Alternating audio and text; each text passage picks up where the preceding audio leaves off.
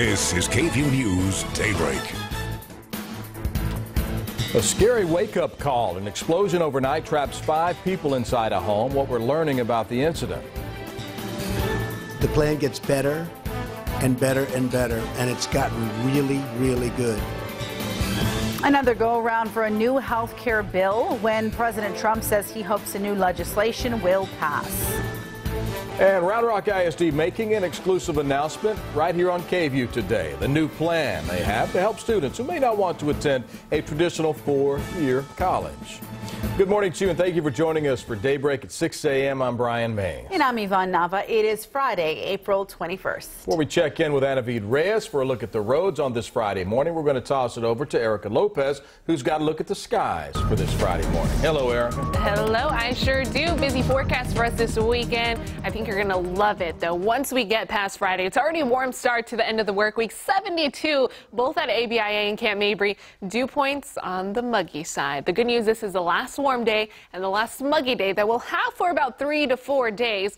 We have some isolated showers in our forecast, just a small 10% chance this morning. Will be very quickly moving. They should be gone by about lunchtime. So lunchtime plans, you guys should be in the clear, partly cloudy skies. Keep in mind, temperatures will already be in the lower 80s by lunchtime. Here's your rush hour forecast, what we're tracking. Don't be alarmed if you have an isolated drop that could fall on your windshield as you're heading to work this morning. Temps in the 60s, closer to 70. And then this afternoon, warm, slightly breezy, but we should be in the clear weather-wise. Anavid Reyes has the latest on road conditions this morning. Here to keep you safe. Anavid, how do they look? Absolutely. You're right now looking at 71 at Presidential Boulevard. This is a live text.view. You can see traffic is now moving pretty nicely. They're a little bit busier than earlier this morning. Let's go ahead and talk about the closure that's happening in that area. It's going to happen today from 8 p.m. to 10 a.m.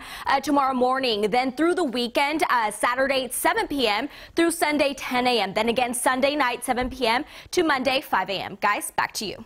All right, thanks so much. All new this morning, 3 people are in the hospital after their home exploded last night. Take a look at these pictures here. It happened around 11 o'clock in Navarro County between Hillsborough and Corsicana in the town of Dawson. Officials say 5 people were inside the home and had to be rescued after the home collapsed. 3 people were hurt and were taken to the hospital in Dallas. We're still working to find out how they're doing this morning. As for the other 2 people in the home, they're okay. Right now, officials are still trying to figure out what caused the home to explode. And again, this is a developing story. We're going to continue to bring you more updates when we can. More questions this morning in Paris, where yet another ISIS attack has rocked the city and left the community demanding action from President Francois Hollande. 1 police officer killed, 3 other people hurt in the shooting, and a big question going into today is if the latest attack will affect this weekend's presidential election in France. Hollande is not seeking re-election, as he's seeing the lowest approval ratings of a president there since World War II. University of Texas police teaming up with the APD, they're cracking down on offensive graffiti in and around campus. In the past 3 days, students and faculty have come across words like rapists, Nazis in training, nuke all frats. These things spray painted on several fraternity houses. On Wednesday, UT President Greg Fenves released a statement condemning the graffiti, saying in part, "We will not tolerate vandalism and threats targeting our students." And those students are condemning the actions as well. They say it brings awareness to assaults on campus, and police are increasing patrols in the area. So far, no arrests have been made. The city of Austin will pay a settlement to an innocent man that's going to cost taxpayers nearly $1 million. So take a look at this police dash cam video back in June of 2012. Pete Hernandez, the man in the white shirt, got tackled to the ground by officers because they thought he stole an SUV. It happened at a South Austin Walmart. Before the incident, APD got word about a stolen vehicle and they were told the suspect was Hispanic. The officers then mistakenly identified Hernandez as the thief, slamming him to the ground, which caused him to suffer broken bones. He racked up over $300,000 in medical bills, and now city officials have agreed to pay him $915,000 for the past 5 years of legal battles. To have finality and closure for Pete today, that feels good. When you don't have admission of fault, when you don't acknowledge that you made mistakes, well, then you're bound to repeat them because you're not taking action to make things better. I'm going to be the better man, and I'm going to forgive him. Officers ended up arresting the actual thief moments after the first incident. Family in Tennessee breathing a sigh of relief this morning, knowing their missing teenage daughter will return home today, and the man accused of kidnapping her is now in police custody. Authorities found 15-year-old Elizabeth Thomas and her teacher, this guy, 50-year-old Tad Cummins, yesterday after a 6-week-long manhunt. On Wednesday, the Tennessee Bureau of Investigation got a tip about a possible sighting of the duo. Officials found the pair at a cabin in a rural area in Northern California, 2,000 miles away from where they were last seen. This morning, we learned that Cummins' wife admitted that he and the teen were spending time together at their home before the alleged abduction. I think he was mentoring her, and maybe just one bad decision started him off on a path he didn't mean to go on. That's an understatement. Officials say they found 2 handguns inside the cabin. Cummins is charged with aggravated kidnapping and sexual contact with a minor. Could take several weeks for Cummins to be extradited back to the state of Tennessee. New this morning, we're seeing a surveillance video of a deadly shooting of a Florida woman during a police training exercise. Mary Knowlton died while taking part in a role-playing exercise last year. Officer Lee Cole played the role of an armed suspect, firing his personal gun several times at the 73-year-old. Officials rushed to help Knowlton once they realized she was shot with real bullets. Cole is appealing his termination.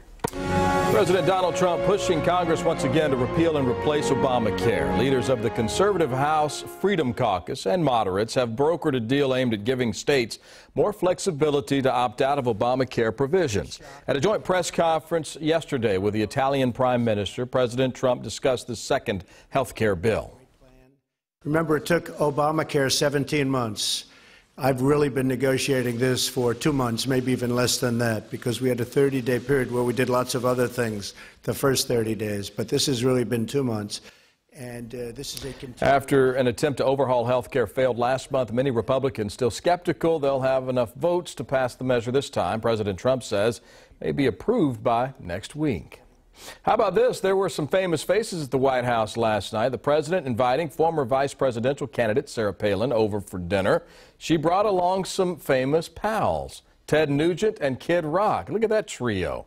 The 3 guests got a personal tour. They also posed for pictures right in front of Hillary Clinton's official White House photo.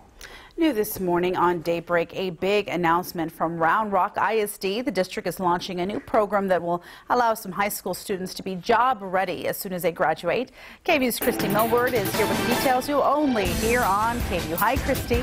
Hi, Yvonne. Round Rock ISD is teaming up with Austin Community College and the Round Rock Chamber to offer a new certification program. It will allow students to get certified for plumbing and heating, ventilation, and air conditioning, or HVAC, before they even graduate high school. Round Rock ISD employees, as well as adults from the community, will also be able to enroll in the program. The district says the classes will be held in an older building at Round Rock High School that right now is not being utilized. As part of the partnership, ACC will provide the instructors and equipment for the classes, and the Round Rock Chamber is working on grant money for building improvements. Now, we talked to a few students who are in the mechanics program at Round Rock High School right now, and they say this would help them get on the right track for the future. For students that want to get out and have a viable career right out of high school, it's a really good idea because HVAC, like in Texas, it's hot, and we really do need people to work on them. I didn't want to go to college for the longest time because there was just no reason to with everything going on. In the long run, it just seemed like there wasn't a lot of whole jobs available. But once I got into here and I kind of figured out everything, there's a ton of jobs out there. You just don't have to go to college for it. It saves you money and time, and you make more money than most people coming out of college. Corey Ryan with Round Rock ISD says there has been about a 7% increase in demand for jobs like plumbing and HVAC system maintenance in the last 5 years. So he says this program helps the needs of Central Texans. Now, another big part of the program, the Chamber of Commerce will also help provide internships for the students so they can get into the workforce as quickly as possible after school. Live in the newsroom, Christy Millward, KVUE News. Christy, thanks. A warning this morning for families who live in northwestern Travis County. Texas health officials have found a raccoon with rabies. The raccoon found in the Sandy Creek Ranches neighborhood, that's in Leander. Officials say this is the second case involving a wild animal with rabies in just the last 2 months. You should, of course, avoid touching or getting near any wild animal. If you have any concerns, call 311. We also have more information on rabies on our website, KVUE.com. Time now to get a check of our forecast for this Friday, and more importantly, this weekend. It's looking pretty good, Erica. It is looking pretty good once we get past this cold front that's going to move through our viewing area. Right now, it's just to the north of us in North Texas, causing some rather hefty, strong storms for the panhandle of Texas and Oklahoma. The good news is that it'll pass through us rather quietly in the middle of the night. As for today, temperatures will be warm right in front of that cold front. Tonight, a 30% chance of showers after 1 a.m. as that cold front passes through us. So we won't see too much activity with it, but what we will see for this weekend are much cooler temperatures. Small chance of rain early Saturday morning will clear out, and we have plenty of sunshine in the forecast. But these temperatures in the 70s, that's anywhere from a 10 to 15 degree temperature drop that we've had, and it's going to be pretty nice, guys. Back to you. Erica, thanks. How about this? Live pictures from just outside the Frank Erwin Center. Monster Jam is back in Austin this weekend, taking place at the Erwin Center. 2 shows, actually, tomorrow night and on Sunday. Crew's now getting ready for the big event. They're hauling the dirt in as we speak. Of course, tickets are still on sale. If you'd like to go see these monster trucks in action, you can buy those tickets. I found some this morning for about $10 if you want to get in the door.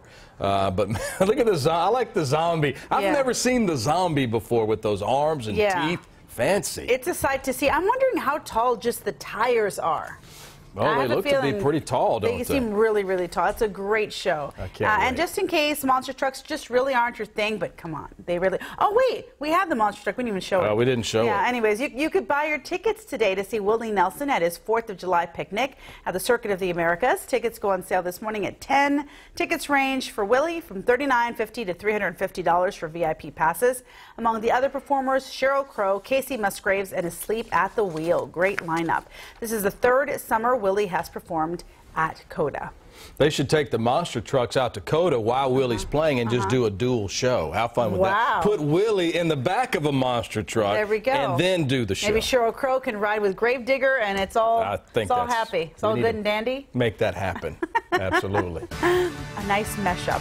Still ahead, more women are ditching the heels and strapping on boots. The new career choice they're switching to.